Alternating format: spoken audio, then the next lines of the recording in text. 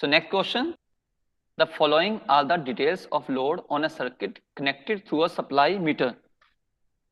एक live example लिया हमने, 6 lamps of load, 6 lamps of 40 watt,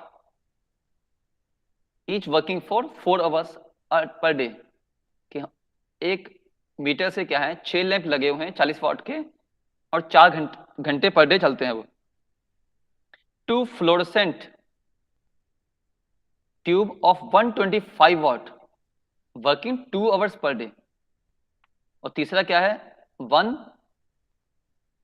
1000 watt heater working for 3 hours per day.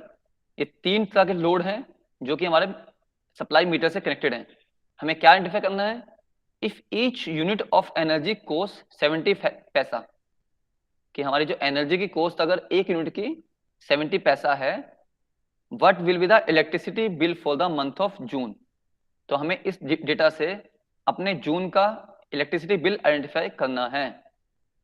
Electricity bill for the month of June. 1 unit is equal to sir 1000 watt hour बोल दो या 1 kilowatt hour बोल दो, 1 kWh, क्योंकि ध्यान रखना यूनिट पावर की नहीं है, एनर्जी की है. तो एनर्जी क्या है, वाट आवर, नॉट अ वाट. तो कैसे सोल्यूशन होगा इसका, हमारे पास 3 लोड थे.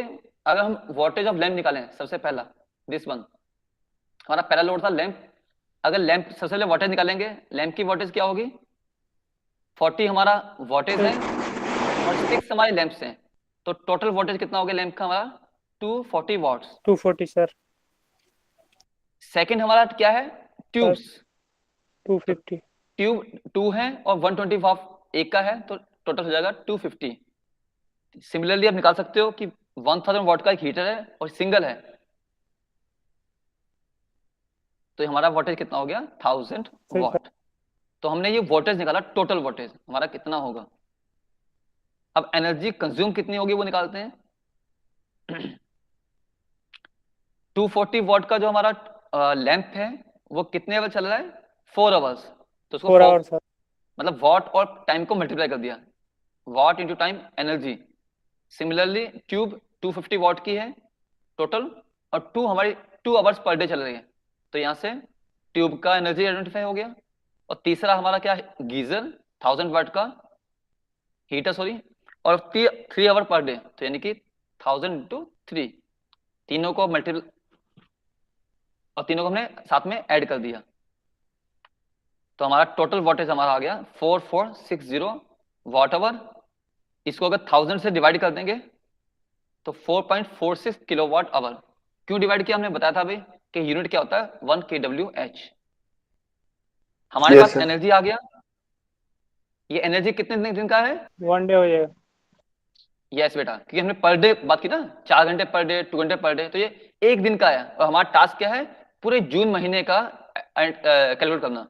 तो क्या होगा, total energy consume in, yes, कि जून में हमारे 30 डेज होते हैं, तो उसको 30 से अगर मल्टीप्लाई कर देंगे तो we got the energy for the complete month of June. Now हमारे पास क्या है कि अब पूरे महीने का हमने kWh आइडेंटिफाई कर लिया, दैट इज आवर एनर्जी, और इसको हम यूनिट भी बोलते हैं. तो इसको क्या करेंगे, अगर प्राइस से मल्टीप्लाई कर देंगे तो we got the bill for the month of June. हमारा एक यूनिट का चार्ज कितना है, 70 पैसा. इसको हमने टोटल यूनिट से मल्टीप्लाई कर दिया, तो we got the price for the June month. यानी कि हमने इस रेट से हमने 93.66 रुपीज कंज्यूम कर लिया अपने बिल के लिए. तो ये एक बेसिक आइडिया था आपका, जो इलेक्ट्रिसिटी बिल है वो कैसे कैलकुलेट होता है, वो इस तरह कैलकुलेट होता है.